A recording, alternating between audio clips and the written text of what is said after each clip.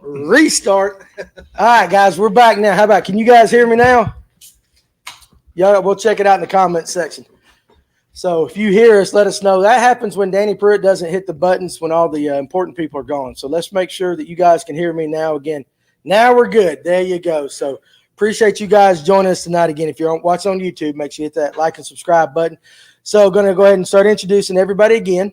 We're talking about kayaks tonight. To my right, Josh Tatum. He is on Westbrook. Is it Westbrook Supply? Is that the proper way to say it? Yes, Westbrook Supply Co. Westbrook Supply Co.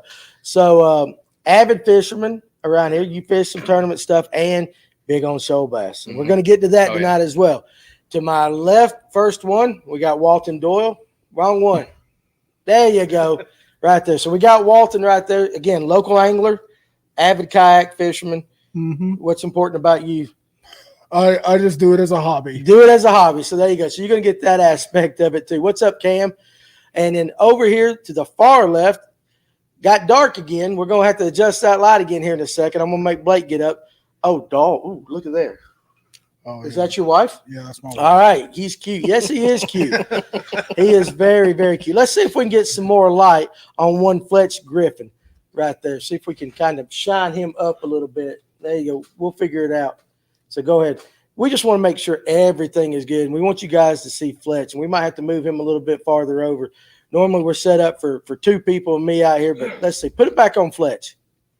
See what he looks like. No, that's ugly. That's good. That's a little bit better. We'll get – actually, I think he'll show up a lot better once the sun goes down and we get all this other light out there. But we got Fletch, who was the owner of Westbrook Supply Co. And, yeah, you excited?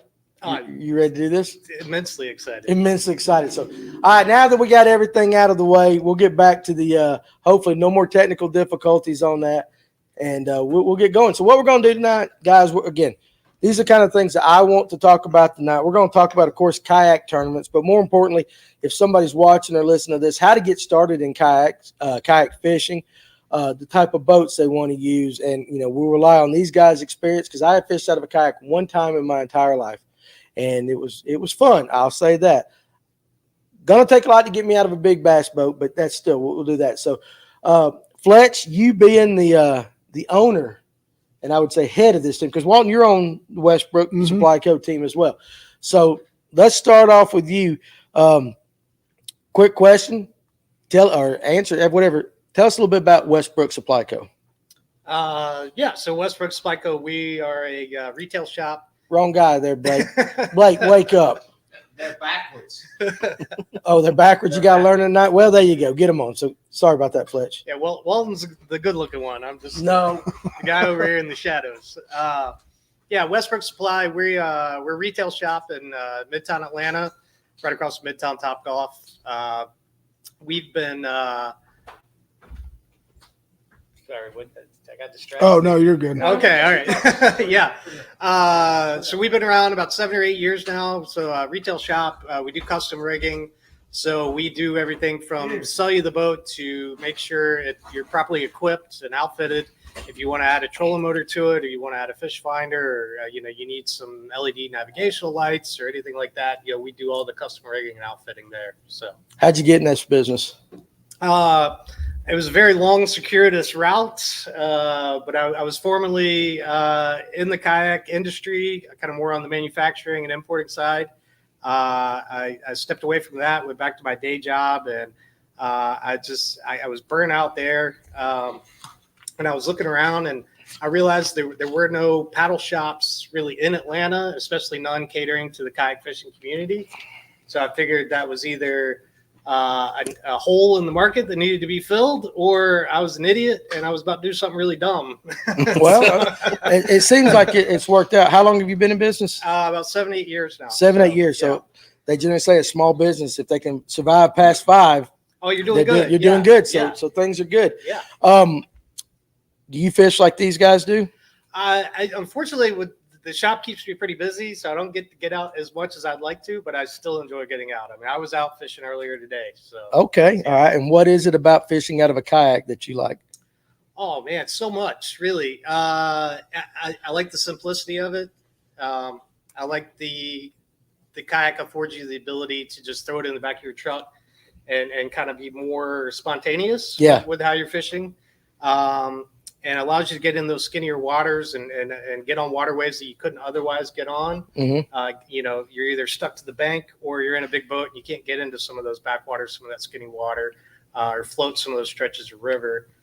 So that allows you to do that.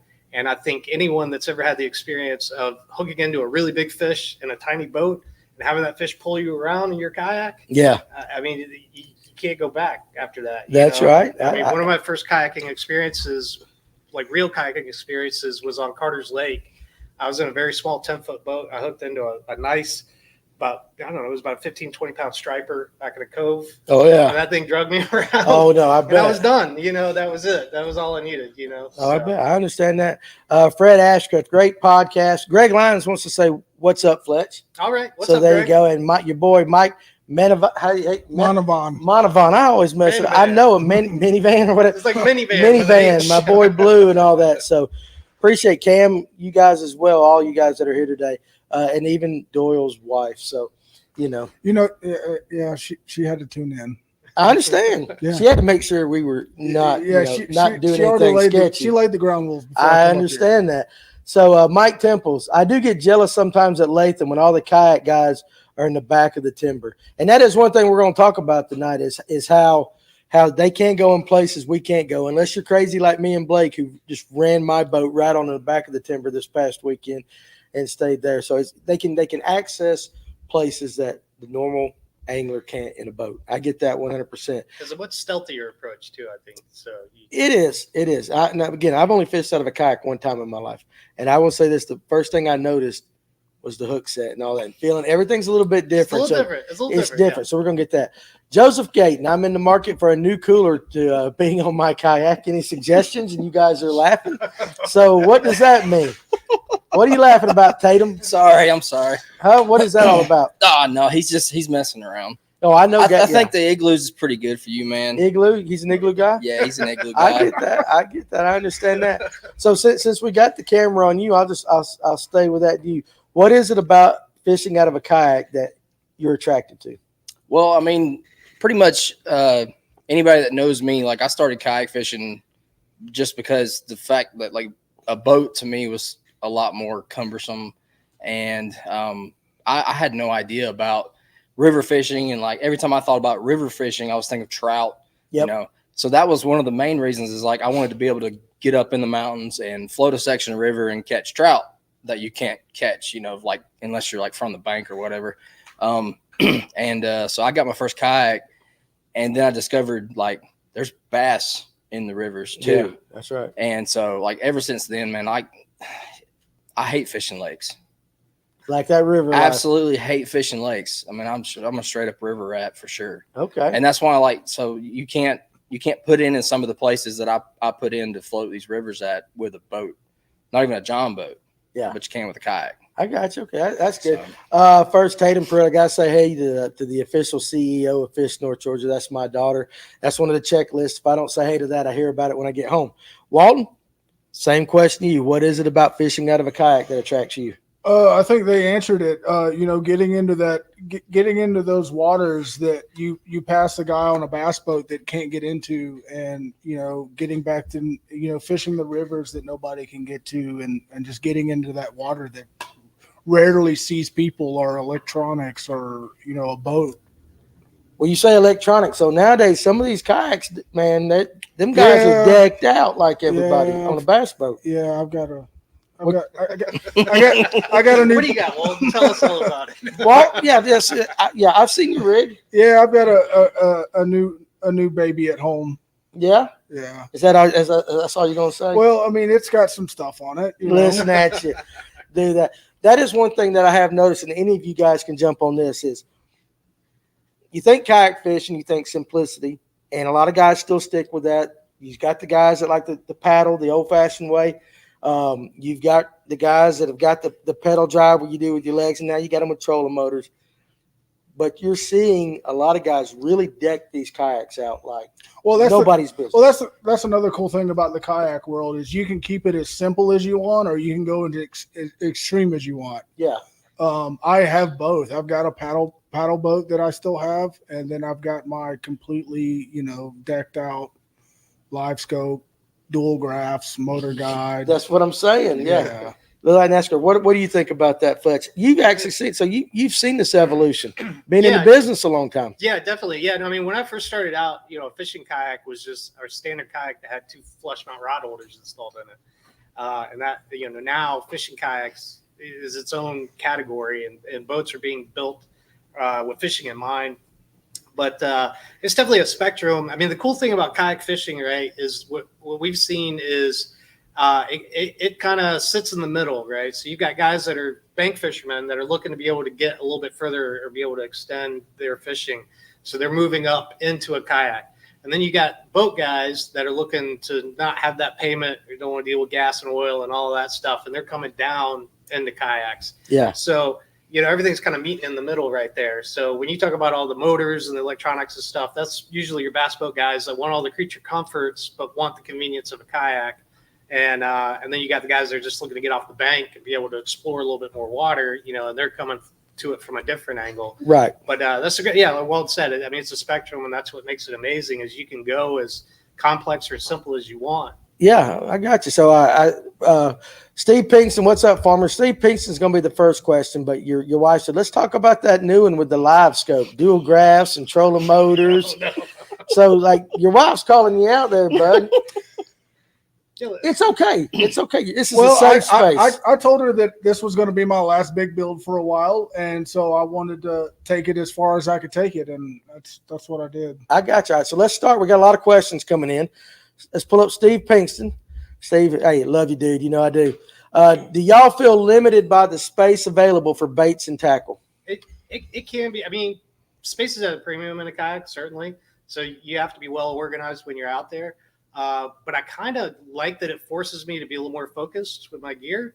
It forces you to kind of pare down and really have a plan when you go in there because you can't take everything with you. You just can't. Right. So I kind of like that it puts some bumpers up and makes you kind of, really you got to plan. Yeah, you got to think about it. You got to have a plan. It's I always say it's kind of the difference between like deer hunting with a rifle versus a bow, right? I mean, it's kind of that sort of a thing. It's a little bit more challenging, and there are some limitations to it. But the satisfaction you get when you get that good fish, is a lot more. So yeah, we're going to talk definitely a lot about the fishing. You awake back there, Blake? Yeah. Why ain't you switching the camera? I'm talking. He was talking. No, he wasn't. Are you got a delay? You getting a delay back there? I'm pressing buttons. He was just talking. Blake's back there asleep, guys. He had a hard day of hunting.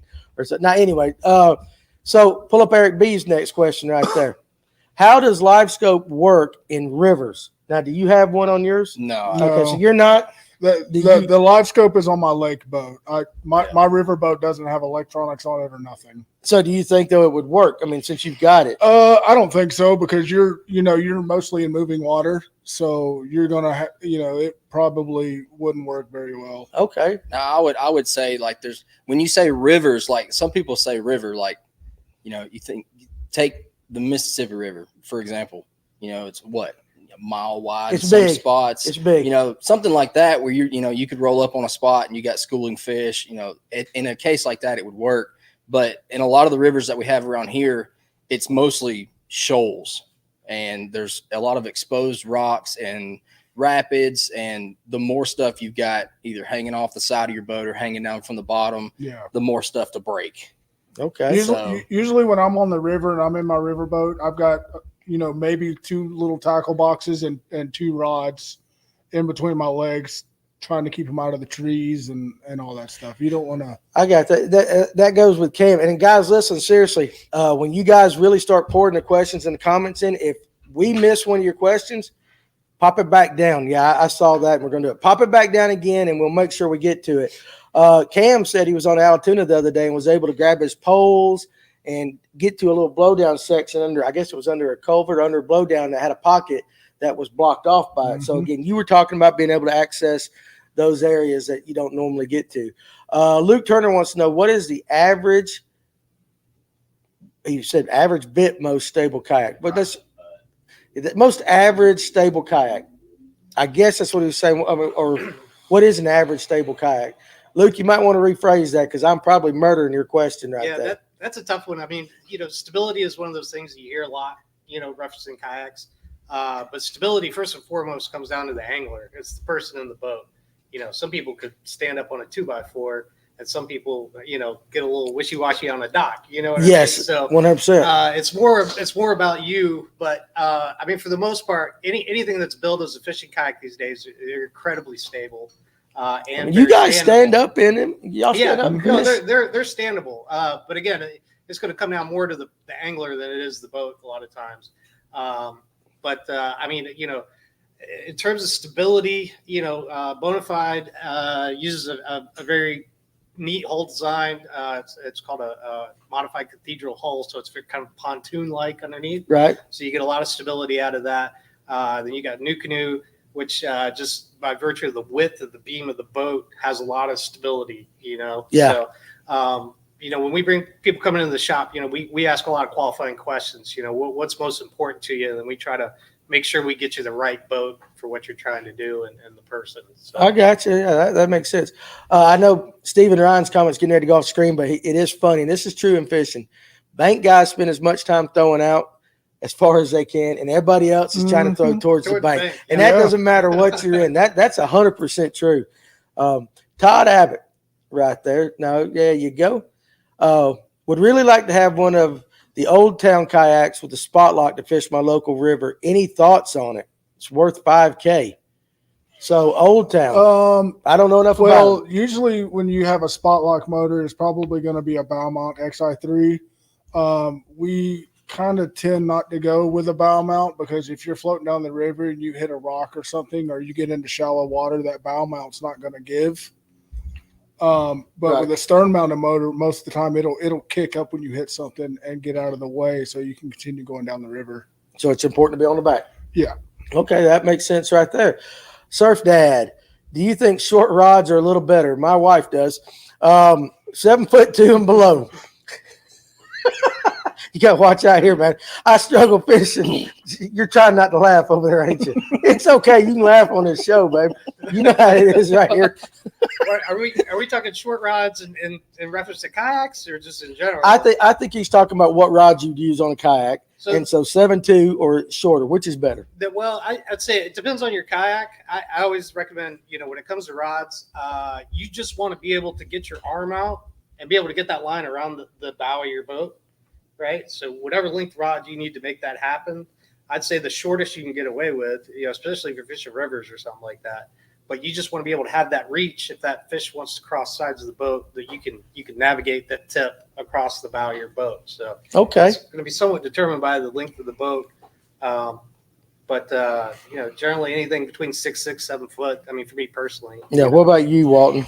I like to stay around that 7 foot, 7'2" range. I do have a couple of longer rods. I've got a 7'10". But you're a little bit bigger guy. Well, I've got a 7'10" swim bait rod. Yeah. So that's about max. Okay. All right. There you go. What about you, Josh? That same question. Yeah, I'd say probably the same thing. Anywhere between a 6'6" and a 7'2". Works for you like that? Oh yeah. I didn't know your daughter was watching, but is it Yeah. Rylan? Yeah. I love going fishing with you. That might be the best comment all night. That's a pretty good one. That's a good comment. That is like the best comment we will get. So, Rylan, thank you very much. And now I feel bad about the rod joke. It went right over her head. It She probably didn't get it did, anyway. but still, I'm like, Wizard Works. We need another iCast build-off. Let's go. So, hey, that's Ramel. Yeah. So, we're going to be at iCast too, and you guys go down every year. So you're going to be there this year? We'll be down there with some custom boats. Good. That Wizard Works. That's from Mel Labrador. He's West Coast, one of the finest custom kayak builders out there. We did a build off 2 years ago, and it was a blast. And we've been trying to find an excuse to collaborate ever since. That's awesome. So there you go. So can we go ahead and schedule it and say that's going to happen this year, maybe? Probably not this year, but I mean, we've been talking. He'll be in town here in a couple of weeks, and we're trying to find some way to make something happen. So okay, so and Luke Turner, back to his question. Yeah, what's the most stable? And you kind of answered that right there. Fred Ashcraft, let me get that question real quick. 11262 Highway 53, Marble Hill, Georgia 30148. And you always can text me at 678-283-6700, and I'll let you know if we're open, because sometimes on the weekends, if we're off fishing, we won't be open. So I'll throw my number out there into the social world. I'll get a million texts from Yeah. I know some of them guys overseas will be hitting me up. Hey, I got something for you.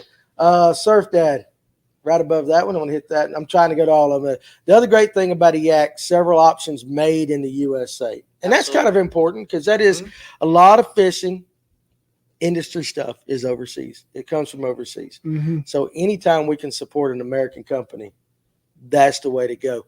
You mentioned a couple of those brands that you carry. So New Canoe, definitely made in the USA, Bonafide, Native Kayaks. And Bonafide, that's our buddies over at Festive Waters. I think they carry that one too. Yeah. So that is a popular, well-known brand. Oh, absolutely. I know everybody knows about the Hobies and all that. We're going to give some of these other ones some love. Eric Richards, now let's get to that comment. You guys keep them coming. You'll make my job a lot easier. I bought my son a kayak just to paddle around, and he's having trouble keeping it where he wants while he fishes. What's the best way to help him stay on spot? Is it an anchor? It can be, as long as we're not talking about moving water. Anchoring and moving water can be a tricky thing or even a dangerous thing. But if we're just talking about flat water, an anchor works great. You look at an Anchor Wizard, which is a reel system that helps manage all that anchor line for you. And with the kayak, it really doesn't take much to anchor it. You're probably somewhere between 3 and 6 pound weight. Is usually sufficient for what you need to do to anchor. But there are some other options out there. You could use a drag chain in moving water, slow you down. It'll kind of help hold position, or a drift sock or something. If we're talking about saltwater offshore. Yeah. But you guys use trolling motors. Do you have, or the paddle drive? Which one do you use? I've got a Newport Vessels NK180, which is a stern mount motor. Okay. But I mean, I'm with Fletch as far as if I want to stop, actually stop, I've got an Anchor Wizard on my boat. And it'll literally just quarter turn backwards on the reel, and it falls down. And then once it hits the ground, you just crank it up. Lock it, crank it up. And in shallow water, you could use a simple stakeout pole. Yeah. If you're 6 feet of water under, or you can get a micro power pole, Okay. So there are options. Yeah, absolutely. There are options. What do you use? Just your trolling motor and the same thing that he's Yeah, about? my lake boat's got a Spotlock XI3 on the front, and then my river boat's got an Anchor Wizard. An Anchor Wizard. Okay. I'm learning all these things as we go. Surf Dad says, thanks, love going down on the Etowah in the warmer months. Pan fishing with spinners and on my light spin tackle. Lose track of the hand size fish in just an hour or so. Super fun. And that's one thing about, now, granted, these guys fish, and we're going to get into it. They fish for bass a lot of tournament fishing, but that's one of the things that I do think a kayak gives you access to every single time, whether it's something as big as stripers or even them crazy fools out on the ocean going after, we're seeing them drug around for 3 or 4 miles. That's an option. Or just simple brim fishing on a pond. And I know some guys that throw fly rods out of a kayak. They just carry one rod, so they're not going back hitting it. So there is a lot of options in the fishing, which makes it pretty interesting. So George Smith is here, man. What a bunch of mugs tonight. And I like Mike's ZZ Bottom, George Smith. So listen. I think that's what we're going to start calling George now. ZZ Bottom. ZZ Bottom. I like that. What's the name of the guy in Lord of the Rings or something? That little bitty short guy. Gimli. Gimli. There you go. But George has got the best beard in the game right there. So Surf Dad right there. Let's pull that one up. Is Vibe local since their headquarters is based in Kennesaw? I've got the Sea Ghost 110 set on top. So they closed down that shop in Kennesaw. They were recently acquired by an outfit out of Canada. So they just bought the brand to add to their portfolio. So Vibe is, I don't know what. Don't know what that, yeah, okay. There you go. Justin Spees, how do you fish a kayak when you back into something? Asking for a friend. Spees, okay, is that an inside joke there? He's calling out Deshaun. DJ. He had his kayak in the back of his truck and may have backed into something and put a little boo-boo in it. Oh, okay. Yep. Okay, I actually talked to Deshaun. We're going to get him on very soon, too. Eric B. Richards. Okay. Kayak versus electric boat tournament. Reservoir Lake, of course. Now, here's the thing. As you well know, kayak guys, when they do a tournament, they measure their fish on a catch board. Did I get it right? Is that the name of it? Catch Yep. board? Yep. In inches. Electric only guys, we still weigh in. But I think that might be interesting because we could do it. We could set it up to where the John boats could measure their fish and put it on and submit them online. Maybe we should do that, Eric. We'll do that. And boy, if we did it on Latham, we'd have 20 boats and 20 kayaks, and then every one of you guys would go to the same spot. Yeah. I know how that is, but that might be interesting because there's a big debate. Now, you guys have kind of in the kayak world of all, even though I think you guys are slightly off-centered, that's what makes you guys interesting. You guys have always been kind of ahead of the curve because you don't have a live well. You got to measure it. You got to release the fish right there. And so one of the big debates, and granted, it's not one of the drama-filled debates that's in fishing, but one of the big debates is, should electric and regular bass boats, should those tournaments be either a digital like they do over at Hammond's, where it's film it, weigh it, release it right there, or go to the measuring board? What do you think about that? Any of you guys, y'all can jump in on that one. Yeah, I mean, during bed season, I think it's pretty awesome to just measure the fish and release it so it can go back to its bed, and especially in the summertime when you're pulling those spotted bass from deep water in the summertime. Yeah, and being able to release them back in the water without keeping them in the live well, I think is awesome. Yeah, I think because a lot of guys go to a lot of the weigh-in tournaments go to 3 fish anyway, but some of them will keep it at 5 fish, saying that part of the tournament itself is actually fish care, keeping the fish alive. Mm-hmm. But I do think eventually we're going to see a lot more of the measuring of fish. Striper guys do that, right? I mean, striper guys do both, but I know that the length is a big deal in striper fishing tournaments right now. Best kayak fishing for rivers like Etowah would like everyone's opinion. So, Josh, start with you on that. What's the best kayak for fishing a river like the Etowah? I mean, I'm a little We know biased. you're partial, but that's okay. I'm a little biased. I have a Crescent Shoaly, and that boat was designed by Drew Gregory, who, I mean, he cut his teeth in the river. Yeah. I mean, that's what he does. But I mean, really, it's going to come down to a couple things. You want something that you're going to feel stable enough in to be comfortable in shoals and rapids, but also something that's going to be able to move around, that's going to be nimble, and be able to navigate through, rocks or little rock gardens and things like that. So a couple examples, like I said, Crescent Shoaly, Bonafide, RVR, probably What's up? New Canoe Flint. Nickety Flint. Yeah. So Yeah. is it more important for stability? Is that what you're judging this on, or is it just You want a happy medium. Yeah, it's a compromise between kind of stability and maneuverability. So your river boats tend to be a little narrower, but still stable. But they have you can still edge them. You know what I mean? You can still have that maneuverability that you need for that moving water. And the holes are going to be shaped a little bit differently than your flat water boats because moving water. But, right? You want them to draft a little shallower. You want them to be able to draft, in inches of water. You don't want something that's going to have a big keel that's hanging down into the water that's going to catch on every rock you go over, stuff like that. So. Okay. That kind of goes back to the question I was asking earlier. If somebody is just wanting to get in and do a little bit of everything, what would be the price range? And I guess some boats they can go.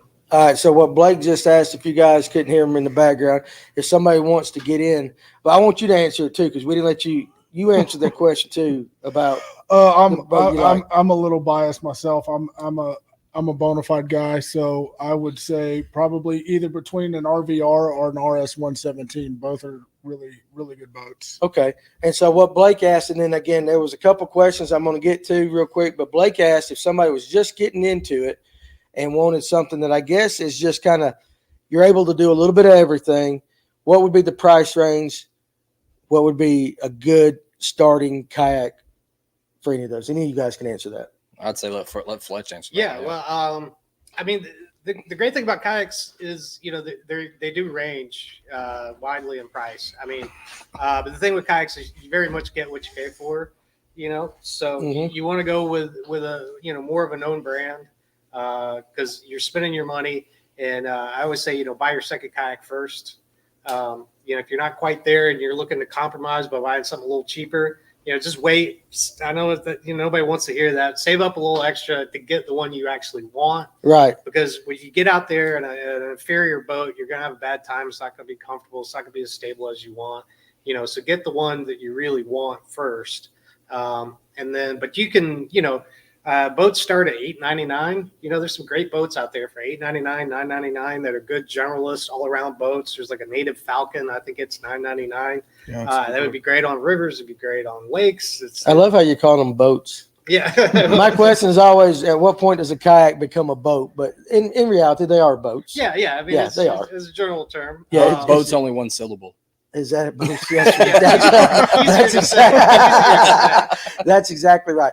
There was a question up there earlier and all you guys can do this, and it said rivers or lakes. And I know your answer, Josh, is going to be rivers. Yeah. You much prefer fishing the river. You kind of stated that earlier. Yeah. What about you, Walton? I'm lakes. You're a lake guy. So yeah, we got a little bit of both. Yeah. What about you?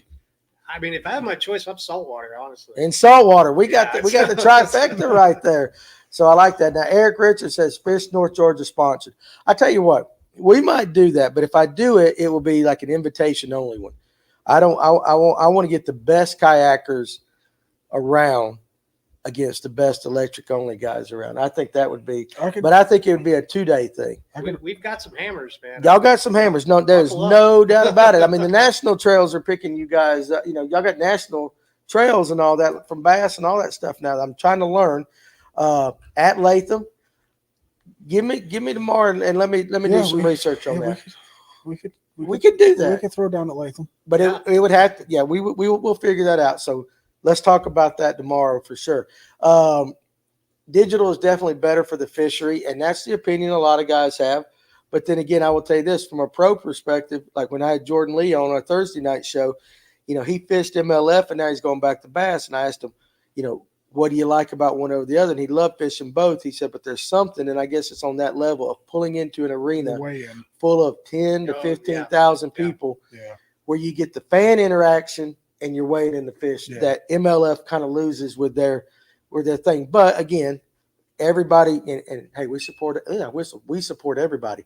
But at what cost though? I mean, to the fish. I mean, I think the studies and research they've done, bringing the stress that you put those fish under, even though you've got all the best equipment, the best intentions, it's.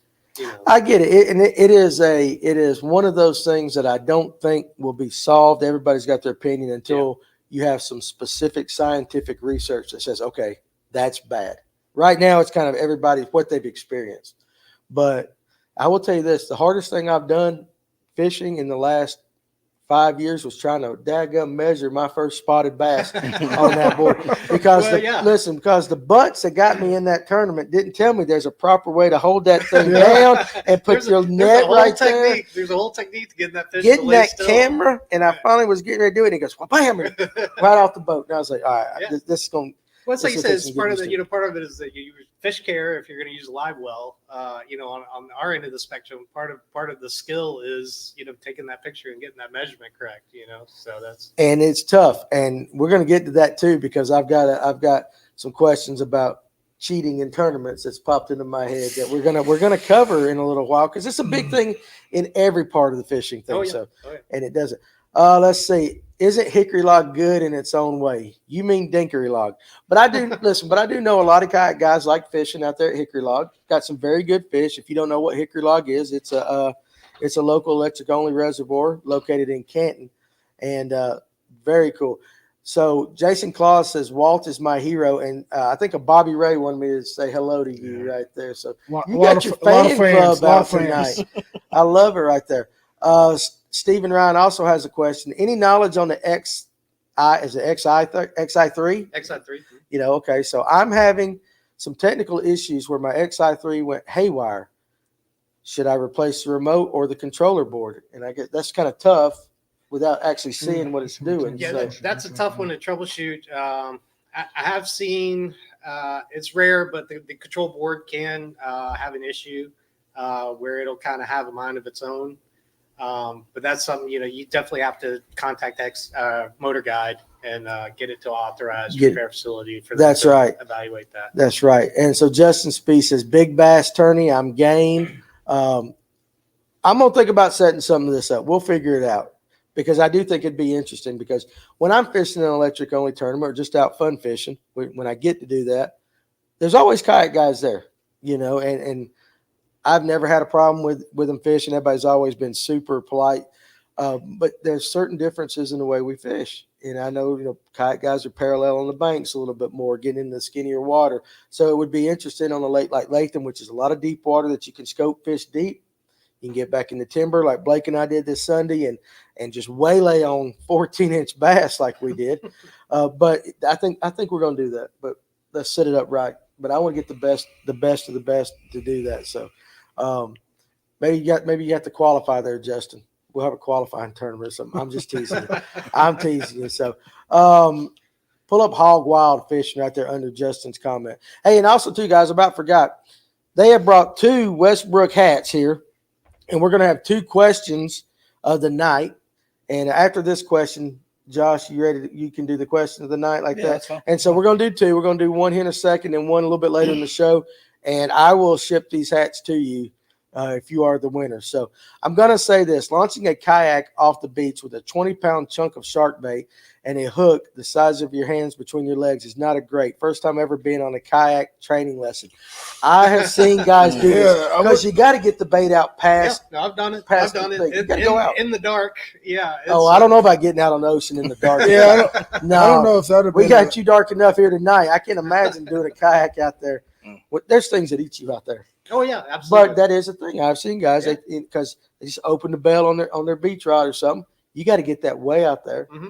And I remember watching the first time I watched the guy do it. We were down on Cape San Blas, and he goes and takes off. And by the time I mean, he was a speck. He was so far out. Dropped it, came back in, and all of a sudden that rod, after about 30 minutes, just went to screaming. So you got to get the bait out there. I understand if that's your first time in a kayak, that is something a little bit different. So let's, guys, again, if I've missed your question, make sure you hit it back again. We're going to do the first question. And now I'm going to go ahead and preface this. These are Josh's questions. So if the answer is wrong, it ain't Fish North Georgia's fault. It is Josh Tatum's. So if there is any problem with the answers and you guys get to arguing, it is all on Josh. But go ahead. And which one are we going to give away first? You want to do this one, the black one? Yeah, we'll do that. All right, we're going to do this hat. Show that hat out there. We're going to do this hat first to the first person. And again, if you're watching on Facebook, you should have watched on YouTube, because if a guy on YouTube and a guy on Facebook types the answer at the same time, YouTube always brings the answer in first. So here we go. All right, so the first question is going to be it's kind of like a little two-parter. So who won the 2023 Bassmaster Kayak Series Championship, and what was their final score? In inches. In inches. So yes. who won the 2023 Bassmaster Kayak National Championship? Series Championship. Series Championship, and what was their score? Yep. So you were the only one that knows, or y'all might know the answer. I don't know. So you're responsible for watching the comment section now and calling out the winner. Gotcha. All right. So Got it. all right. Was that it?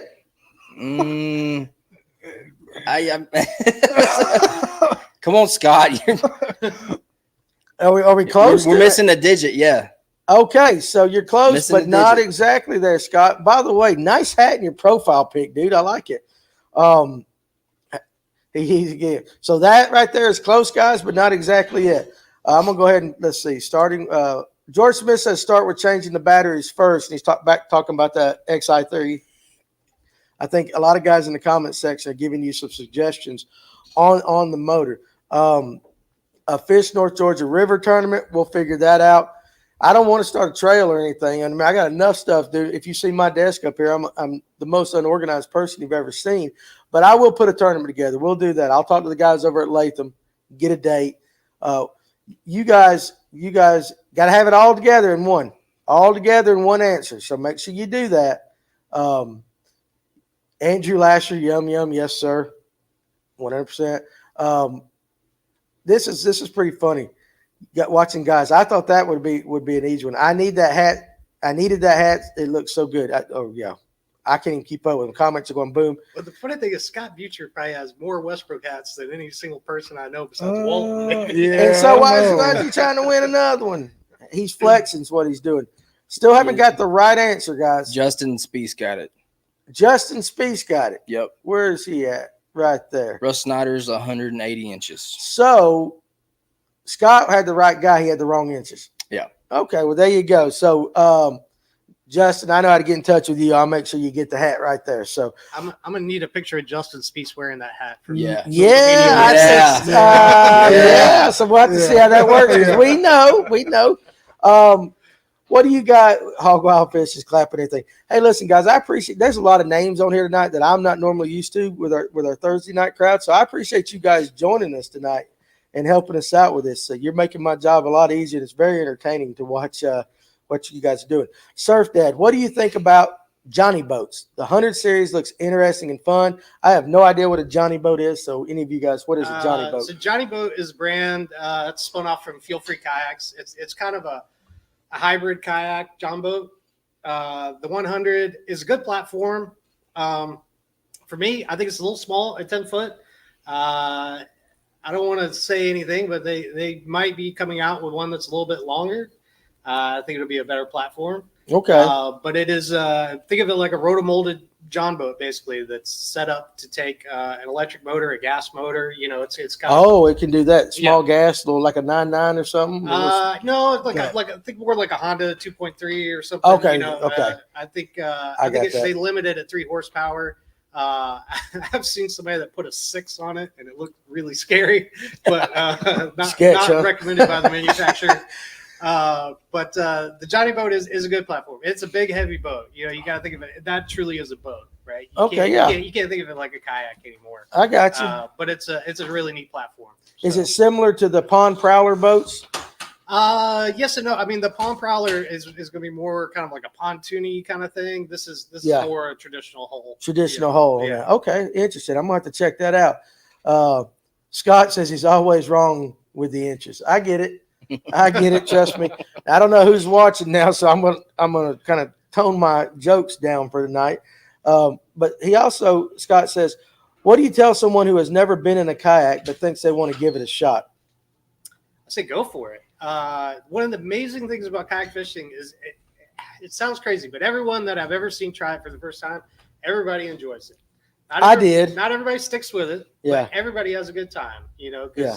It's kind of a cheesy thing I always say, but when you go out kayak fishing, you may have a bad day fishing, but you never have a bad day paddling. You know. I understand that, and of course you got the scenery around. Yeah. Unless you do the first time I got in one was what's that tournament called? 444. The 444, and I had to fill in for somebody, and it was on Lanier on Memorial Day weekend. Oh, wow. And listen, well, and I'm like, listen, to the wolves. They did. And so it took me a second to figure out how to steer the thing. Which once you get the handle of it, that was pretty cool. But I'm Big Lake. I'm thinking Main Lake Point right there, and that's what. And then all of a sudden, it was on a hot afternoon, and I got a little kind of like, all right, there's a little motion sickness going on. I'm going to get it back. But once I got into the some easy water, it was enjoyable. Yeah. And I will remember my first hook set though. It wasn't but on like a 2.5 pound spotted bass, but I remember the little pull of the boat and fighting the fish, and I'm like, I can't imagine what it would feel like having a 40-pound striper on or something like that. It would be crazy. I'm telling you, it'll ruin you. That first big fish that actually turns your boat and it starts pulling you along. And that's the cool thing. This is what I enjoy about like saltwater fishing from a kayak is you can kind of size down and use lighter gear because you use your boat as drag, right? So you don't need a big heavy reel because that boat kind of works for you in that sense. It becomes part of it. Becomes part of it. So the hook set is different. What are you laughing at? Sitting down. Scott's comment at the bottom there. He's still going, huh? Yeah. Have y'all seen these guys' wives? They're all married way up, smoking hot. Must be the kayak lifestyle. It's either that or it's like going to the pound and finding the ugly dog that needs a home and loving it. It could be that as well. So I'd like to add something too about Scott's question as far as what to tell somebody if they want to give it a shot. One of the things that you'll always hear a kayaker say when they get asked that question is to demo. I saw somebody put that in the comment section. Find somebody, get on social media, find somebody that knows about the industry, knows about a couple different boats, have a list of boats that you're interested to try. And that's the one thing about the kayak community is that if you find somebody that's got a boat and you're looking to try it out, 90% of the time they're willing to let you get in that boat and go out for a day or go out for a couple it's like hours. A cult, man. Like Yeah. if somebody says, "Hey, I'm interested in this," somebody's going to jump up and be like, "Hey, I want to share this with you. Meet me at the lake. I want more people to go do this with." But yeah, there's no substitute for seat time in a boat. Try as many different ones as you can. Call your local shop. Most of the time they can arrange a demo for you or get you on the water. Whatever you want to try. They just threw me to the wolves. Well, and I'm on a lot of different kayaking groups on Facebook and stuff, and people will always get on there and be like, "Hey, I'm looking at this boat. What do you guys think about it?" And I'll always tell everybody, find a local shop, set up some demos with boats in your budget. Picking the right boat is going to make the experience that much more enjoyable. Yeah. If you go to Walmart or if you go to Dick's or wherever Academy and you just buy a boat off the shelf, more than likely you're not going to like it. You're not going to be happy with it. And the internet and Facebook is great for a lot of things. Advice on kayaks is not one of them. Okay, yeah, no, I understand anybody that goes on there and says, what do you think the best kayak is? Anybody that says, I think this is the best kayak is lying, because there is no best kayak for any given situation or any given paddler. The only way to find that out is to try some stuff out. and just what works for you. Absolutely. Okay, that makes a lot of sense. So, Justin Spieth, I knew you'd show up tonight, dog. Let's talk about how to measure a fish. I'll grab the popcorn. And that goes back to that first thing. So again, you guys got a board. You lay the fish down. You got to have your hand a certain way. You got to have mouth closed. Mouth closed. Yeah. A lot of you guys have numbers during tournaments on that. But what they didn't tell me was how to tilt it down, how to put your net right in a certain in case it shoots off the board. And then you got to get your phone out. And then you got to take a picture. So there is some skill involved. Absolutely. Because that was very frustrating because I was fighting that fish for about 35, 40 seconds, just trying to close your mouth, do all this. Try doing that float down the river. Yeah. Oh, no, listen, that I would flip. I probably would figure out a way to flip. And wet your board too. That's the thing. A lot of people. They did tell me that. Yeah. They did tell me to wet your board because, again, that's for fish care, for their slime coat and everything. What they didn't tell me, though, was all those so I had my legs up and I had the board just across the top of my knees. Yeah. Trying to do it. And so, again, that shows my inexperience. But there is a fine technique to everything, especially when you get into tournaments. You guys have figured out over the years of how to lay certain things down. And so, Justin, I know that comment isn't me because he was the one at that tournament. It was tough. But I think once you've done it a bunch, yeah, it's part of the game, right? I mean, even the most experienced anglers can tell you about that fish that broke their heart that flipped off that board. I mean, it just it's just kind of part of it. Multiple fish that broke their heart. Yeah, well, multiple. Listen, I'm gonna say things I can't repeat on here. I was mad when that thing flew off the board. But what are you pointing at right there? Charlie's comment. Tobias. Yeah. Over under 3 times Walt gets the power in the water this year. So what is that? That's my new boat. Is PWR. They make PWR. I thought it was like short for something. Everybody makes fun of me because I don't fish a lot. I don't get to fish a lot, so they think my kayaks are pavement princesses. Oh, I got you. Trailer queens. Trailer queens. You bought it to look good. I just don't get a ton of time. I get out when I can. Yeah, so hey, again, you want to get out of fishing, open a tackle shop. Yeah. Because you're selling stuff for everybody else, and probably same thing. Make kayaks. I've never fished less than since I opened a kayak shop. So. I'm a kayak builder, not a kayak angler. 100%. So, I think we're caught up on questions. So you guys keep them coming, but I want to delve into the tournament stuff because that personally interests me. So it seemed like shoal bass tacos. We ain't eating no shoal bass in Georgia there, buddy. He knows better than that. That's my buddy Austin. Yeah, I know. That's the inside joke every time I go fishing. I'll go ahead and do Steve's question. Can you wear a glove to get a better hold on the fish? How would you do it? Because normally your indicator for that tournament is written. You could wear a glove. I don't know that it's going to give you a better grip on the fish necessarily. The thing with the fish, it's a balance, right? Between having enough positive control, but not making the fish feel like you're trying to crush it, so it's comfortable, But but I wear gloves anyway, just for sun protection, Okay. So, Yeah, I get that. Interesting. Yet Fletch still fishes more than you do, Walt. That's what it says right there, man. I'm just reading off the comment section. Tournaments. Now, this is, you guys correct me if you're wrong, but seems like about 5 or 6 years ago, there were a lot of local trails around here, and it was really blowing up. Now, in my perspective, now I see less on the local stuff and more of the national stuff. Is that just a trend in kayak fishing that we're seeing, or am I just wrong? Well, I mean, I think the national scene has really jumped up in the past couple of years. Yeah. Right. Okay. All right. So, but I mean, you see what I'm saying? They used to be like, seemed like there was 5 or 6 big trails here in Georgia. Yeah. And maybe they're still going, but I don't see them as much on social media. Are they still around, or? No, it's still a thing. I mean, it's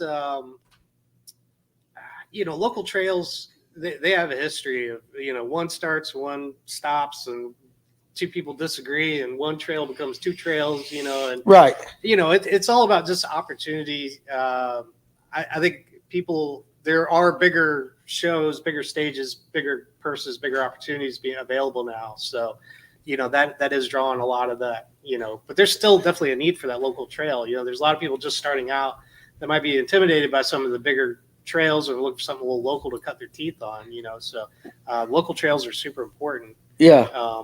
But, are they having the heyday that they used to? I don't know. I mean, Josh, you could probably speak to that more, So, yeah, tell us a bit like what's still going on the local scene, and we'll talk about national stuff later. Yeah, I mean, as far as I know, I ran Georgia Kayak Fishing League as their tournament director for 2 or 3 years, I think it was. And Georgia local stuff, as far as like what I call grassroots, we've got like 2, 3 trails, maybe something like that. You got Peach State Kayak Anglers, State, yeah. Georgia Kayak Fishing League. I mean, you used to have there was the what was the one on the lower hooch? Chattahoochee Kayak Anglers, yeah, or something like that. Real Crazy, and there was a North Georgia Kayak Fishing League. Yeah. There's they kind of come and go. It's a hard thing, because the guys running that, they're doing it as in their spare time. Yeah, right? for sure. Yeah, They're not being grassroots level, compensated yes. for their time or the headache that goes along with it. The headache. I do not envy anyone that wants to start a trail. It's a lot of work, a lot of thankless hours, but it's super necessary. The guys that do it are saints in my book, because it needs to be there. But yeah. And I always prefer promoting the local or the grassroots than I do the national. They get their own publicity. Oh yeah. But I know it's gotten big. I know, Bass is into it. And so I do see that a lot of guys, again, like you said, bigger stage, bigger purse. Let's go after that. But there always needs to be something for just the local weekend warrior. Yeah. Well, and that's one thing too, like when it comes to these smaller local trails, is that a lot of the guys, they like being able to compete.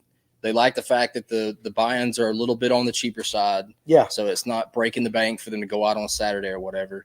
And then, The travel time. Yeah, the travel time. But then also like the fellowship and the camaraderie, because we still have a measure in, where everybody meets up at one particular place at the end of the tournament, and they do a little ceremony and, tell who wins, and they take a picture with a check or whatever. But just being able to go out and, sit in the ramp, sit at a parking lot at a boat ramp, or meet up at a restaurant afterwards to do that. That was one thing that being a tournament director after COVID happened. Like people were like, oh my God, I want to see my buddies, go out and fish a tournament and then go to a restaurant afterwards and just hang out and eat dinner. Yeah, but I do like that, and I love the local bass trails. The electric only guys haven't gotten so big that I do think that's one of the best parts about fishing tournaments. Yeah. It's, if you get on the national stuff, that's one thing, but being able to hang out with your buddies and do that bragging rights, being able to rag each other a little bit, but then like you said, being able to go. Now, what do you fish? What do you fish now? Do you fish? I really don't fish tournaments anymore. So you're more concentrated on going after the species kind of thing. Yeah, I mean, really just mainly fun fishing. Fun fishing. I mean, it was either I fish tournaments or I get to fun fish that was the dilemma. And I was just like, I'd rather fun fish. Okay. Hey, I respect that 100%. What about you, Walton? I've always been fun fishing. You're fun I fishing. think I've fished two kayak tournaments the whole time I've ever been in it. Yeah. I've always just enjoyed just getting out on the weekends and fun fishing. when I Okay. can. So, what I think is if we can talk Fletch and they're like doing a build out for me and sponsor me, I'll go fish one of these tournament trails right there. It's like, Yeah. I'll be Team Westbrook and yeah. We can make that happen. You got to pay for it all, bro. And that's not saying we don't have people on the team that will fish. Yo, absolutely. Oh, yeah, for sure. We've got some killer tournament. Oh, my anglers, gosh. Yeah, so but it's we try to balance the team between the guys that are just good ambassadors for the sport, and the ones that 100%, are, yeah. wanting to really pursue it as an athlete, or whatever you will call it. I will say this, and there have been multiple people heard me say this. When it comes to picking somebody to sponsor, kayak guys are by far the best. I agree. Again, they are the best. They're consistent. They post on social media. I don't think kayak guys are near as secretive about a lot of their stuff, and so they're willing to help out guys. And I'm not just blowing smoke up y'all's wahoo. I'm being very serious. I've always said that. Well, that's one of the things that drew me into the whole kayak scene was the brotherhood and the camaraderie that comes along with that. You can get on social media and just somebody asks for something that's out in Texas or fishing the national trail, and you've got 100 people willing to help him out just so he is able to compete. Yeah. I always tease you guys saying you're off centered a little bit upstairs, but that leads to what you guys do on social media. I think you guys are far more consistent, and I think in anything a lot more that you see the common guy out there doing it that relates and has a connection to the people watching it on social media. So I will say that. So that's true. I say that to a lot of people. Now, I did see a question up earlier. You don't have to scroll back. I think it was Fred Ashcroft said, how can boaters be more, I guess we're talking about when a kayak and a boater come together on a body of water, how can both of them kind of help each other out a little bit? I've never had a problem. The only time I ever have a problem, I don't have a problem. I've heard about problems. It's always at the ramp. Nobody ever can solve that one right there. But I think it's just being respectful. If you see a kayak guy facing a certain way, he's going down that stretch, give him that stretch, and vice versa. On a kayak guy, if he sees a boater throwing at a point, just don't go between the boat and the point. It's just common sense. It's common sense stuff. I mean, and the biggest thing, it's mostly common sense. The biggest thing I see out there, which may not be immediately obvious, but when a motorboat goes by, right, they think they're doing the right thing, and they'll motor down and slow down. That's worse. And then it just throws off a huge bow wake. And I'm like, dude, just stay on plane and buzz by me. It'd be so much better than you trying to. I appreciate that you're trying to slow down because you think that's helping me out, but it's really making it worse. Yeah, no, I've heard that said several times. So so if you're a boater, as long as you're within a safe distance and we see each other. There's nothing wrong with staying on plane and just keeping going. You don't have to, push that big wake across me. Yeah, and Fred says that in a couple comments down. Best thing for anyone is just keep on pad. Yeah. Cody Dean, pull that question up right there at the very top there, Blake, for me. Right there. Thank you, sir. Have they not thought about using a certain brand of scale that's recognized by the trails and checked for calibration so that they can go by weight? Now, are you familiar with the Hammond's digital tournament? I'm not. I mean, I understand the concept. It's a catch. You got to video it of you calibrating the scale to 0. You put your fish on, you weigh it. Everything's being filmed, and then you hold it right over the edge. You release it. Then you upload that video to an app. Back at home base at Hammond's, they look at it and they're like, okay, legal catch. Mm-hmm. Have y'all thought about anything like that?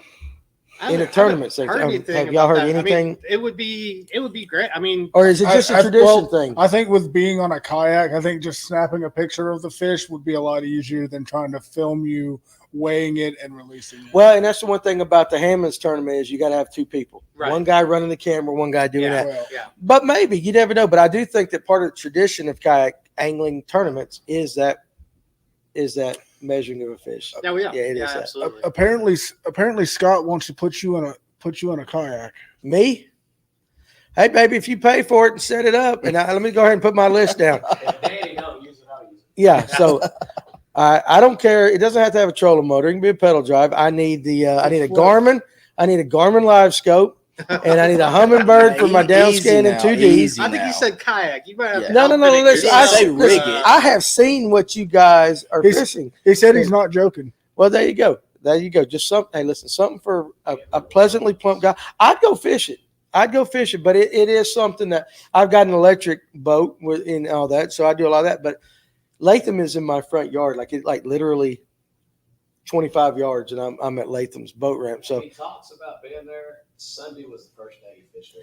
I don't fish. You know why I don't fish Latham as much? Because it's a pain in the butt to me to drag that boat over there and the trailer, just the electric rig. and all Oh, that. speaking of Latham, Yeah, I took my new boat out there last weekend to get everything dialed in and stuff. yeah. And Before you parked it back in your driveway. well, Okay. it sits in the garage. Yeah, Okay, in the all garage. right, I got you. Pollen. right. I noticed that the gate openings at the rope fence need to be widened about 3-4 inches. Can't fit your kayak through there. Mm-mm. Oh, well. Okay, I'll tell Mark. I'll tell Mark at the thing that Walton Doyal said. I'll call Mark up at Latham. Mark, what you doing, buddy? Yeah, what's up, Danny? Well, hey, listen, there's this crazy kayak guy who says you need to expand that by about 3 or 4 inches so he can get his nice kayak, his boat in there. Hey, I mean, I can go under the rope. you can go under the rope. Yeah, Just use but the I understand. ramp. I understand what Just you're use the saying. ramp. Listen, At the bank. now Well, you- because well, all the John boat listen, guys you're is getting- always you're hogging getting the boozy. ramp. Always hogging up the ramp. you're getting Yeah. bougie now. I'm sorry. You're getting bougie. I'm sorry. But yeah, hey, yeah, y'all buy me a kayak, rig it out. I'll go support you guys. And he's laughing now, so he wasn't too daggum serious. He was laughing. I'm No, serious. he's laughing at me. Oh, is he He's laughing laughing at at you? him. Yeah. Kayak family is different than any other in the fishing industry. I would say that. Yeah. I would say that. And then again, I think it goes back to again Seems like everybody wants to help each other out. that Yep. yeah. So the kayak family is that it's much more. Well, look, Pepper. Scott's right. He's trying to give you a free boat. Yeah, that's he's- a Dude, I'm prime all listen. example. Listen. He's I'll dead make serious. videos out there if somebody gives me a boat. But again, listen. Be nice and give me a Garmin. I want that live scope too. I don't even have one on my electric rig. Fred wants to know, Danny, what's the electric boat nation deal? Trying to learn it again. I think electric only angling and kayak angling is very similar. Yeah, it definitely crosses over. Except for now there are, and I witnessed one the other day. There's some electric outboards, and Blake could tell you that they fly. This guy was hitting 20-something miles an hour on Latham. Nice. But for the most part, guys in trolling motors, guys in that, you can go fish tournaments. You can just go fun fish. And these electric reservoirs are set up where they don't even allow you to have a gas can on a boat. You can't have that. And it's because they're water quality, water control things. Hit me up and we'll talk about it like that for sure if you're interested in getting in. UFC Guru. There you go. Official. What kind of kayak setups do these guys have linked in brand? Let's go over it again real quick, starting with you, Josh. I have a Crescent Shoaly, and then I have a Crescent K-Craft. The Shoaly is a 12'5", 12'3". Somewhere around there. Yeah. It's like 34 inches wide. And then the K-Craft is a paddleboard hybrid. It's got, it's a flat deck. It's more like a paddleboard, but it's still, you can rig it out like a kayak. Okay. The Shoaly weighs like 70 pounds. Mid 70s. Yeah, oh yeah. And then the K-Craft is like 66 or something Just like under that. Yeah. I got you. All right, what about you, Walton? Say it again. Come on, Bougie. I have a Bonafide SS 127. It is 12 foot 7 inches long. Weighs 85, 90 pounds roughly. Stock or yours? No, stock. Stock. Okay. Yeah. And then my PWR, my new build, is 12 foot 9.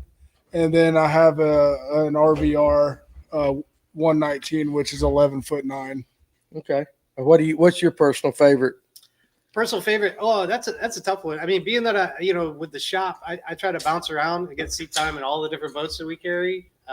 So if I had to go grab one right now, I've got an SS 127 that I'll probably never get rid of. Okay. And then I had an EX 123 that I was a huge fan of.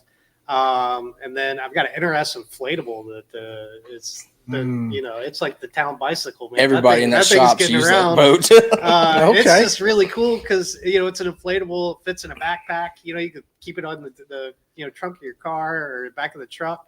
And you're always ready to go with that one. So, but I've got my eyes on a couple other boats that I might be adding to the fleet in the near future. Okay. So Scott said, "Done. I'll get you the kayak. You rig it out, right? Or you rig it? You okay? We'll get one video fishing. Yeah, we'll do that." Clint Henderson. I like this comment because this is true. 24 inchers are 24 incher year round.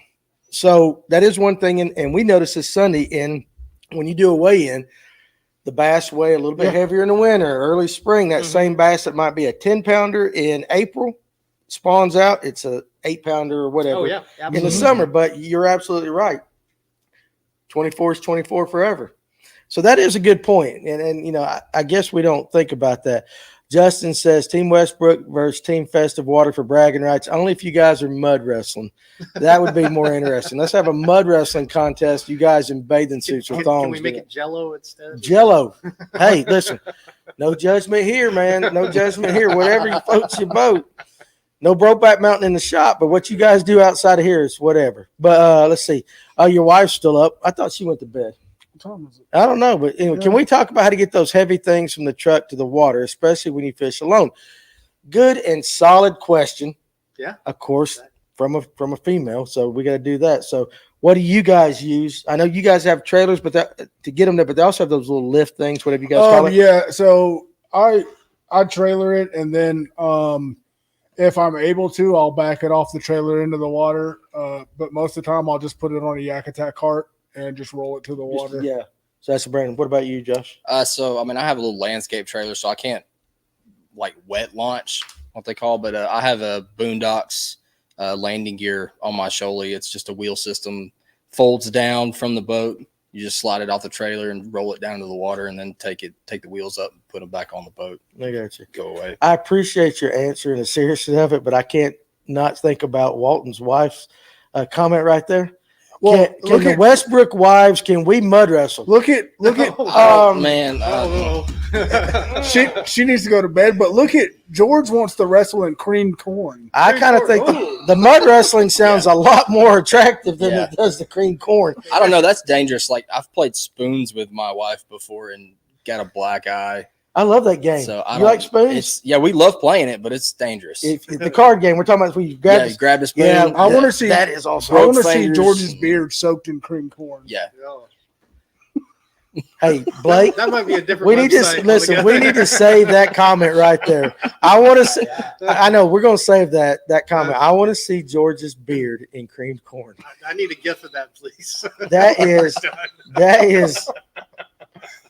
That might be one of the strangest things we've ever said on one of our podcasts. And I've said some strange things. There's been much stranger things on this podcast. It don't get much stranger than cream corn and beards.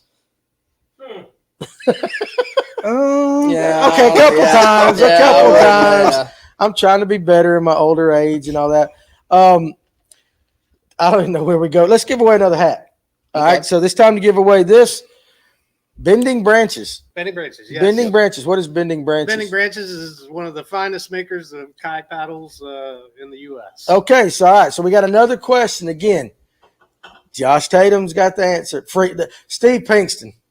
Don't say freaks, or we'll go out with a ham sandwich story right here. So that's one of the strange. I'll tell you off air. It's pretty funny, but we have females watching, so we can't do that. Go ahead, get your question. You can watch the answer. I can't even talk right now. All right, so the last question is, what lake was the first KBF national championship on, and what year was it held? The first KBF national championship, and what year was it held? All right, so it's two parts. Yep, on the same post. On the same post. So, yeah, don't put one and then put another. Got to have it all on the same post. Josh is the judge. He's watching right now. Chad. Good Lord. Was that it? Clint Anderson got it. Well, goodness grief. It wasn't that hard, so. Okay. All right. Well, Scott, you almost got – so here's a perfect example. Well, yours came in at 9:11. YouTube guy always wins. So, Clint, there you go. I actually think Clint fished in that tournament. He probably did. Probably. Yeah. He might have got second. He might have, I mean, Yeah. Is this Mr. Clint from up around Rome? Yes. Yes. Okay, I know Yeah. who we're talking about now. He's an OG hammer, man. Yeah. He is. Oh, That yeah. is a name. That is a name that I'm familiar with. Scott said he did. So I'll get you this hat there. We'll figure out a way to get your address, and Yeah. I will He send it took out. second. By He a goes, quarter I thought it inch. was 2015. George did say for the right charitable donation, we can make anything happen. And that is, so he lost by 0.25 inch. Yep. So in ounces, what would that be? An ounce, maybe. Yeah. I don't know. A quarter of an inch. I mean, it's so subjective when you're measuring. A quarter of an inch could go either way, just depending on how that fish is laid on that board. Really, Can you fold the tails?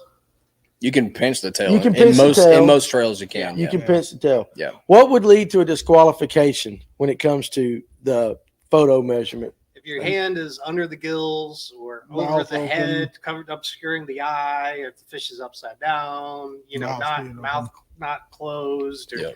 not fully up against the bump stop at the end. He says it's the smallest increment possible in kayak fishing. Yeah. Yes. Yep. So y'all's boards measure by the quarter, or does it get? I mean, Quarter inch. Yeah. quarter inch. Yep. Mhm. Dude, Clint, I'm sorry, man. I know that was a while back, but I feel for you right there. Bringing bass from other lakes is illegal. Yeah, I get. Okay, so that would get. It's been done. Okay, so okay, yeah. So that's the thing. That's the thing. So I mentioned earlier that we have a lot of cheating or kind of bending of the rules scandals in big bass boat worlds. How can one cheat, or give me some examples of how someone has been caught cheating in kayak tournaments?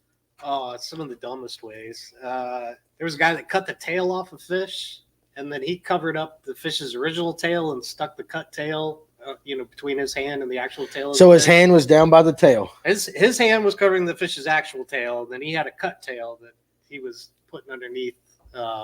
There's people that have cut boards Yep. and cut inches out of the middle and glued them back together, and tried to do it that way. Is that not very obvious? Yeah, no, I mean they all get caught. You know what I Yeah. mean? That's why most of the national trails, they require you to show your board at the captain's meeting, to bring the board that you plan on using, and they mark that board. There's a board check-in. Yeah, there's a Make sure board it check. hasn't been altered. Here's one that gets my interest. Don't forget cleavage gate. Oh yeah, there was a female angler. She liked to keep her PFD very zipped down and low cut, trying to distract, because all these pictures are reviewed by judges, and she would give them something else to look at. I never heard about that one. I can't remember what her Cleavage angle was. gate. I think she was submitting the same fish multiple times or something like that, but was hoping they weren't paying close enough attention. But yeah, that was the thing that happened too. Okay, cleavage gate. All right, Yeah. very, very interesting. Bending older measuring boards. And of course, again, another fish from other lakes. How do you do that? So they had a big cooler, and they were catching fish from one lake and holding them in this cooler, and then I guess they were setting up a submerged fish trap or something out on the lake. Same thing in the bass world, kind of like, yeah. in Yeah, big same boat, same setup, but it was so obvious because the fish they were turning in, it was like a linear tournament, and I think the fish were coming from some northern mountain Oh, lake. wasn't that just a couple years ago? Yeah, it was fairly. Oh, I Yeah. remember. Yeah, that. This fish was like black. Yeah, this Yeah. It looked like a fish Florida Yes. bass. looked nothing like Yeah. anything else anybody I else was remember posting. that. It was, That hasn't been that long ago. No, No. it No, was a fairly couple recent. Yeah, so that's interesting. All right, now given this, here's my question. Given the tightness of the kayak community, what kind of responses does someone get when they're caught? I mean, is it basically you letting that? I mean, It's Excommunicated. Excommunicated. Oh ostracized, yeah, absolutely. completely 100%. blacklisted. Yeah, Absolutely. from everything. Yeah. persona To- non grata. Yeah, to the That's, point where social medias completely get deleted and they absolutely drop off the face of the earth. Yeah. Yeah. Like, There's been some that have gone as far as threatening or pending legal charges, and they've had to pay everything back and make Yeah. restitution. Yeah. It's Yeah, you can get the law involved when it comes to cheating in a tournament. absolutely. So yeah. ask those guys up there with the walleyes. Oh Yeah. yeah. I think they're still sitting. They might still be sitting in the jail or something. I don't know. Catch became the national standard I guess you're talking about the measuring board after the incident. So that's everybody's standard board. Yeah. So there was a measuring device called the hog trough that was made out of some sort of plastic or whatever, but it could be compromised or tweaked or bent. So Catch came in and stepped in where I guess hog trough. I don't know. I feel like hog trough really missed the point. They were the standard, and everybody kept telling them you need to fix this, and they didn't. And then Catch came along, and they made a better mousetrap. They made a better product, So I got you. Now they're the standard. So okay, the old fish pin trick has to work. We used to pin up goggle eye and threading, feeding them a block of chum a day, and that bait is fat and ready for tournament fishing. So I guess using some kind of bait, live bait or something. I really don't know. I can't read that comment. I'm trying, or maybe I'm just reading it wrong. You guys reading it different than I am? I can't see it well, but you're blind over there. You're trying to look at the comments. Goggle eye and thread fit. It sounds like he was just fattening them up, so that gotcha. They were that might be be where they were doing it by weight. Yeah. All right. So let me ask you this: Okay, so let's take rivers in Georgia. What is the best river for a beginning kayak, and then for you guys, what is the most fun river to fish out of a kayak? I mean, a lot of sections of the Etowah is great. It's really slow moving water. Right. The Chestatee up in Dawsonville is really good. Chesatee's a great entry point for kayak fishing. Okay. Yeah. All right. What is the most fun river to fish in the state of Georgia? The Flint River. Flint. Flint River. Yeah. Flint River. And now we're getting into shoal bass. Yeah. Down there. Well, it's not just the shoal bass. It's the view. It's the views. Yeah. And just being out in that section of water, it's beautiful. Yeah. It's awesome. But the shoal bass is definitely the main attraction down there. Yeah. And that is like native. Shoal bass are native only to Georgia. Georgia and one river in Florida. Yeah, North Florida. North Florida. It's North one Florida. particular watershed, really. Yeah. But most of that watershed is contained in the state of Georgia. In the state of Georgia. Okay, so they're just coming out of that. Josh, I know you love shoal bass. Mm-hmm. What is it about a shoal bass that makes you want to go after them? I mean, just honestly, it's getting to them, like getting to the areas where they hang out, where they sit. The way that you can roll up on a shoal or a rapid, and you look at it, and you're like, "There's no way there's a fish right there. Like, there's no way there's an 18-inch bass in a pocket the size of a trash can, the width of a trash can, and you'll throw something in there, and sure enough, it'll go off. I mean, just the adventure of getting to them. And you got to think that fish has had to fight its entire life to be in that area. So the fight and the amount of fight that they have is like 10 times better than any other green fish. Yeah. Well, I'm looking at the comments right there. Wes Wilson says the Flint is awesome. A big 2-day camping trip down it. Flint River, hands down. Justin says they're aggressive. Yes. And Scott says best fighting fish pound per pound in the water, in his opinion. That's okay. I think so. That's going to be a trip we got to make.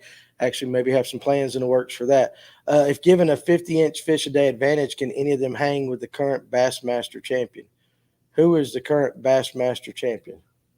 If he's talking about the kayak series, it's Drew Gregory. Okay, he's the one that just won the last one. So, and I noticed that somebody said Christine Fisher up there. I think might be possible. Hobie Eyewear, and I think, you guys correct me if I'm wrong, they sponsor her as well. And I think in season 3 of the Real American Road Trip, you might see an appearance of her and Hank Cherry out of Bass. Hobie's going to sponsor our show. So that would be pretty cool. I've met her down at Jimbo's a few years ago, but that girl can fish. Christy's a stick. Oh my goodness, absolute stick. Like she is a big fish. Yeah, connoisseur. I mean, she's a big deal. I think we may be losing her to the big boat world here before too long. She's. Do you think she'll ever really give up her kayak? I don't think she would give it up, No. but I think there's more opportunities. In the big boats, and I think she's just naturally, that's where she's a good angler. Yeah, she's just good. And I do think women have to fight that thing where they're like, just a woman fishing, and they're out there. She can fish. Absolutely. No, I mean, that girl. And I think she's reached the top levels about as far as she can go in the kayak world. And so to here's the where next she's step. going to the next Mhm. Yep. step. And we get George Smith says she's a hammer, musky girl right there. So have y'all ever been to Florida, the Miami area, to kayak for peacock bass? I believe you have. I haven't caught one from a kayak yet. That's in the plans for this year, but I have bank fish for them, and it's I've never caught one. nuts. So what's it about? What's great about a peacock bass? It's like I never thought. To be honest with you, that's why I said greenfish earlier, because I never thought I would find a fish that I like to catch more than shoal bass. Yeah. And a peacock bass on bed in the middle of March is like magic. It's absolutely nuts. How's the fight? I mean, we're like what Scott said, pound for pound, as far as shoal bass goes, peacock bass totally changed my mind. Yeah, well, it's an Amazonian fish, right? Yeah, it's Yeah. not native to Yeah, it. Yeah. so, I mean, you got to imagine something that's used to living in the Amazon and everything that goes with that. They're aggressive. They're mean. They're you know. so aggressive. Yeah. So aggressive. Okay. All right. So going into the rest of this year, your trips that you've got planned in your mind, because I noticed Bill Holcomb says it's on my bucket list. What would each of you guys like to do fishing wise from a kayak in 2024? I would like, and it was actually, technically it kind of happened. I want to do the Georgia Bass Slam. Yes. I've never made it. I've never made it a priority, and I've usually always got like 4 fish, and you're supposed to have 5 of the different species. But earlier this year we went down and fished the Wasissa River in Florida, and I caught my first Swanee bass. Yeah. Down there. But I really want to get a Swanee bass from the kayak in Georgia. So Yeah. Where would you do that at? the Swanee River. The Swanee River. Yeah. Okay. That makes sense. What about you, Walton? Apparently, Scott answered the question for me. What did he say? He is all over you. Oh, Yeah. everybody. Walton everybody just is. wants to catch 1 fish this year from his. Yeah, I mean, I've already accomplished that goal. Right. Right. So, but like, okay. So if you could pick a trip that you want to do. So this we've year. got a bona fide trip coming up. Probably June or July. We'll be going to the New River in Virginia, fishing for smallmouth up there. Mhm. I just want to get just to be able to fish more. I would like to catch a double digit out of my kayak. That's a huge goal of mine. Right. Okay. Yeah. Makes sense. What about you? I mean, in terms of trips I have planned or tentatively planned, I'm hoping to do an overnight, more like October, St. George Island, that area. Yeah. And that's reds and trout. And I love St. George. there's a paddle out campsite there that you can basically load all your gear on the kayak, you paddle out, and you're basically camping on a beautiful beach. There's a nice flat right out in front of you, and there's some of the best red and trout fishing right there. So I'm hoping to make that happen towards the end of the year. Before that, I don't know. I don't really have anything on the books. I mean, we usually do an overnight on the Flint at least once a year. Yeah. So that's always on there. So Your wife. She goes, Walt needs to let his wife catch a fish. We might have to have some boats for sale. uh-oh. On that note, good night, fellas. Hey, we ain't forgetting the mud wrestling. So I was going to say she probably needs to go to bed. yeah. Is she partaking? Is she partaking? She, possibly. Possibly. Okay. Possibly, yeah. All right. So I want to definitely want to get this in before the night's over. And I want to talk about safety on a kayak. Absolutely. Very important. Sometimes we get talking about the fishing and all that stuff, and we talk about how to get started, but we haven't talked anything about safety on the kayak, especially with you guys in rivers. Mm. Big deal, big issue. What are some of the common mistakes a beginning angler or even an experienced angler makes in a kayak, especially on a river? And she's drank all your bourbon, just to let you know. All right. So, yeah. So how do we do with that, the safety aspect? Probably the number one thing, as far as I'm concerned, is wearing a PFD. Yeah. That's probably, like I always say, buy your PFD before you buy a kayak. I mean, it should be PFD, kayak, paddle. I mean, Yeah. In my opinion, that's what you should have. Right. When I say PFD, personal flotation device, you want it to be something that is comfortable, that suits all your needs. Like, they make them with pockets, that you can store some stuff in, you put your phone in. It's not just like what people think of a life vest that you keep on a boat, so the DNR, so they don't yell at you or whatnot, you don't get a ticket. They make a lot of different PFDs that are like super comfortable, and you can wear them all day and forget you got them on. Yeah, that seems to be like the most obvious answer. Yeah, it should be. Not an inflatable for the river. Yes, I would agree with that statement. So one of these made straight up PFDs, old where school PFDs. Where when they get wet, they go. Yeah. Yeah. Yeah. You don't because do that. most of the time you're getting wet in the river. Okay, makes sense. Yeah. Makes sense. What about Dino Bowling's comment? Anchoring up the wrong way. Yeah, definitely learn how to learn how to anchor your boat properly in moving water. Yeah, you don't want to be parallel to the flow and anchored up because you catch an edge, your boat's going to fill with water, it's going to flip. So if you are anchoring and moving water, always have a knife at hand, ready to go, so you can cut that line in an emergency. Because that can happen. It can go wrong so quick. Yeah. So that makes sense. Really wish there was a weekly kayak podcast dedicated to storytelling and education, maybe like on a Wednesday night kind of thing. Oh, Scott, bring it back, dude. Yeah, Westbrook didn't he stop Wednesday. it? Didn't he stop it? Like, Westbrook Wednesday. Oh, sorry. Yeah. So I tell you what we have plans for here is we're also going to bring back the one-on-one podcasts where I'm just going to sit down. They'll be pre-recorded, but what I'm trying to do is find the personalities in all of the stuff that we cover and sit down, and hopefully I can get a lot of that stories, those kind of stories, and the storytelling, because I miss doing the one-on-ones. Everybody likes the lives, but I like sitting down, having that interaction and listen to somebody tell a story. And it's kind of hard to get those on a live podcast. So that's coming down the line, Scott, as well as a hunting podcast and as well as a national podcast for our TV show. So a lot of podcasts, at least from here, coming. But I do like those the best. Nick B says, got tossed out of my kayak on Lanier one time. PFD definitely saved me. Hey, 100%. I mean, I get that. Yeah, it's like a seatbelt. It only works if you're wearing it. It does. Absolutely. This is interesting. Paddling slow going through a shoal. Speed to the V. yes. Yep. Speed. Yeah, carry speed through the shoal, through the moving water. Because the moment you slow down or lose momentum, that water is going to dictate where you're going instead of you dictating where you want to go. So I got it. Say you're coming up on a shoal and you slow down and the nose of your boat catches on a rock, and that rock grabs the nose of your boat and the current slings your back end around. Well, now you're going down that shoal backwards, or now you're going down that shoal sideways. And you hit a rock going down, and the current will push you over. it's going to dump you out. Yep. Okay. Walt's not going to talk about this, but he saved some man in Latham when the water was freezing who wasn't wearing a PFD. Yeah. And I imagine that was probably a really He was a bad moment. Well, he was a bigger guy. He was in a very small boat, something that really wasn't designed for him.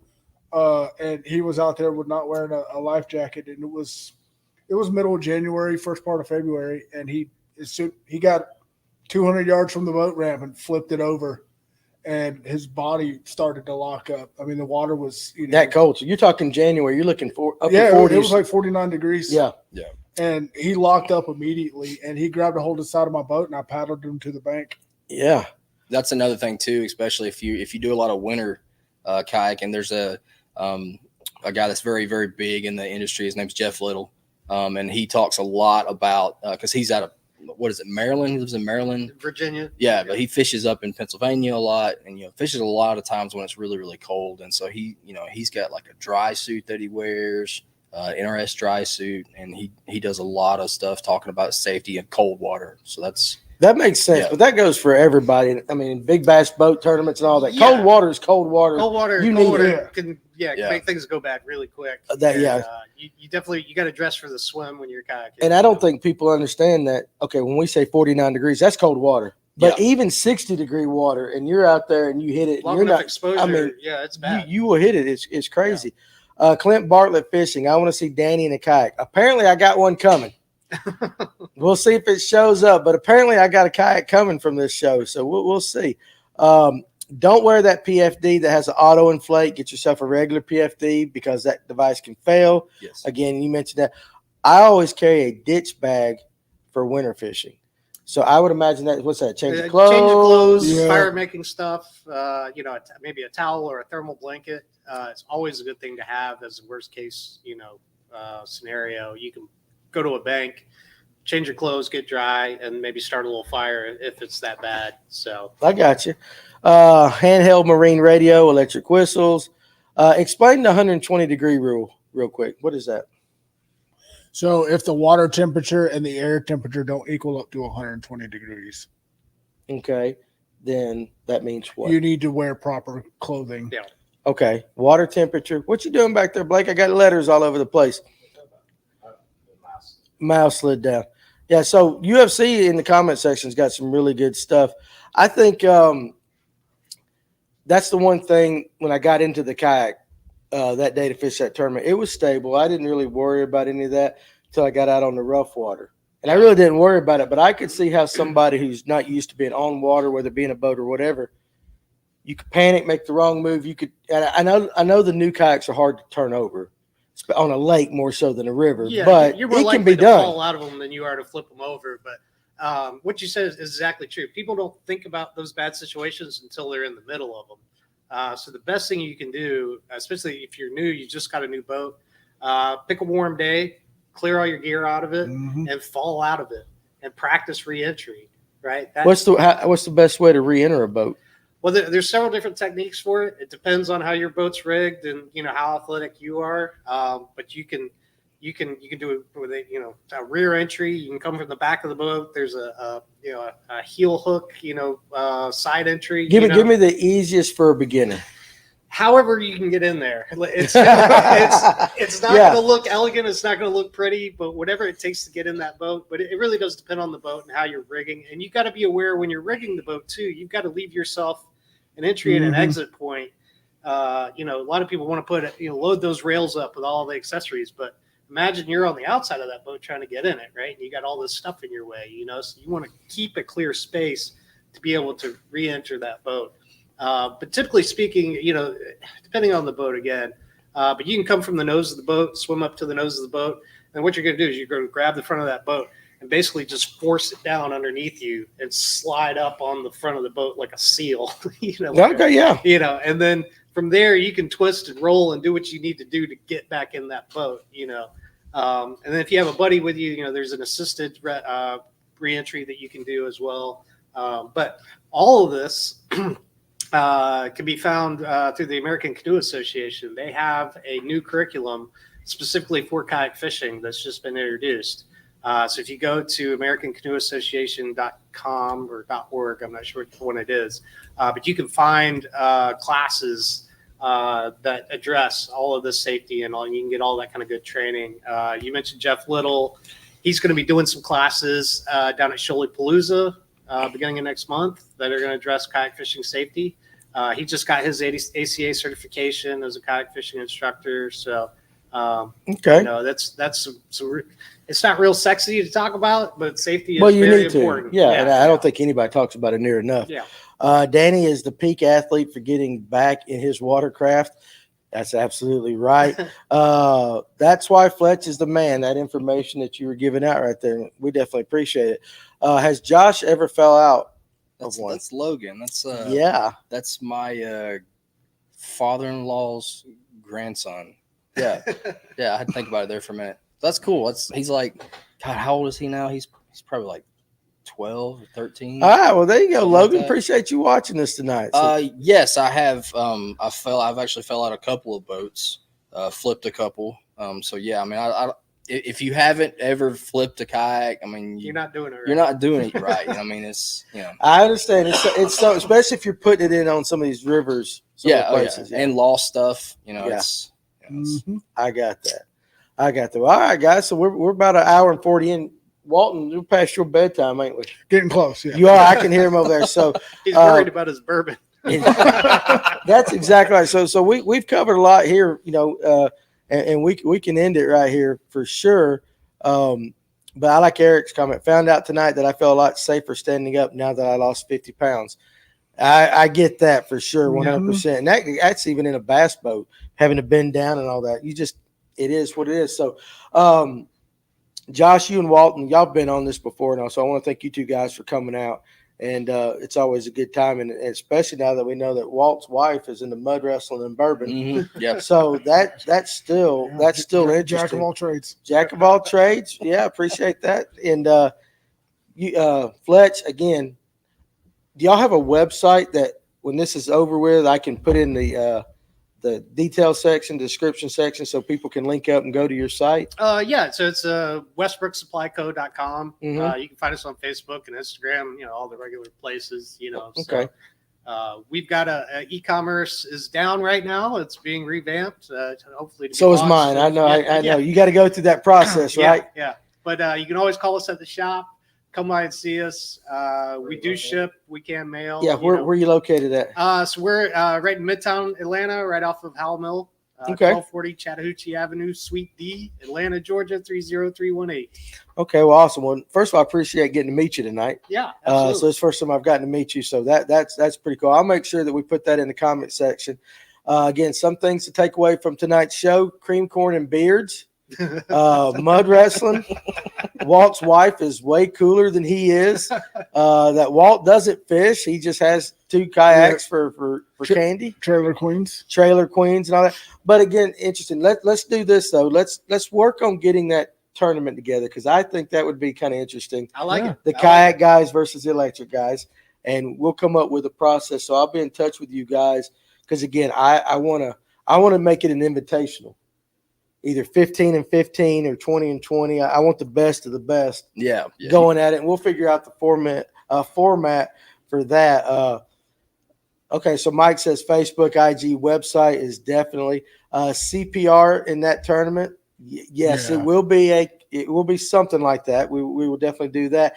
And that Scott's going to give me, wasn't it Scott? He's going to give me a Yep, kayak he said he somehow. was. Apparently, Yeah. yeah. Okay, Scott. So if you're serious about it, hit me up on Messenger. I'll tell you how to get in touch with me like that, and I'll just beg somebody else for the rigging stuff. Probably just pick it up at the shop. You don't need all that stuff. I don't need that stuff. Nah. Yeah, okay, well, I just need to get in it. Yeah. I just need to get in it. I got the perfect lake, 100 feet from my house. So, Josh has the info. Okay, so we'll do that. So appreciate that. Again, guys, listen, as we expand on Tuesday nights, getting into different ways of fishing, we're definitely going to do more kayak shows in the future.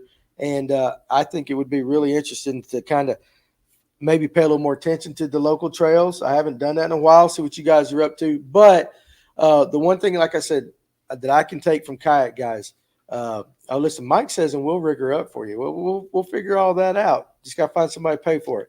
But anyway. Mike's down there volunteering service. Huh? I know, right? Yeah. Like, seriously, like, Mike's giving you free labor. I don't know about parts. Yeah. we'll figure it all out. We'll figure it all out. There'll be somebody out there. But I will say this, and I said it earlier again, the kayak angling community in Georgia, I know, is tight. I know everybody represents something different and all that, but as far as I can tell, the group of kayak anglers that I know of, good people. You guys help each other out, and again, you show support for the companies that you represent far better than any other group of people in any fishing industry whatsoever, bar none. So I think that's absolute the best. And again, guys, you guys help us with this Tuesday night as we expand and bring you different parts. I'll be here again Thursday night with our big lake bass, regular live well that I know a lot of guys like, but I really like these Tuesday nighters as we kind of get our fingers out into other aspects of it.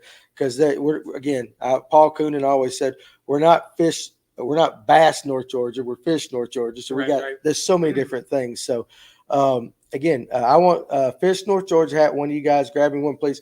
They're ordered. They haven't showed up, but I'll make sure I save you one, Scott.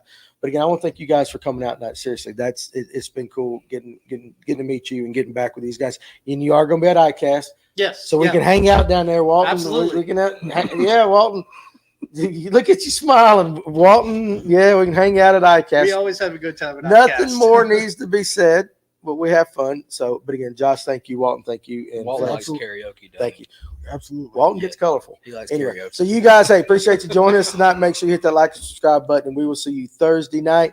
If everything works out, I've got Emil Wagner and Kaz Anderson coming up. We're going to be talking Touring Anglers Association tournament and what they're using right now to catch fish on the water. Westbrook ICAST House. Hey, make it happen. It's already It's happening. there. Okay. Well, we might check it out this year. Hey, guys, we appreciate you. We'll see you on the next one.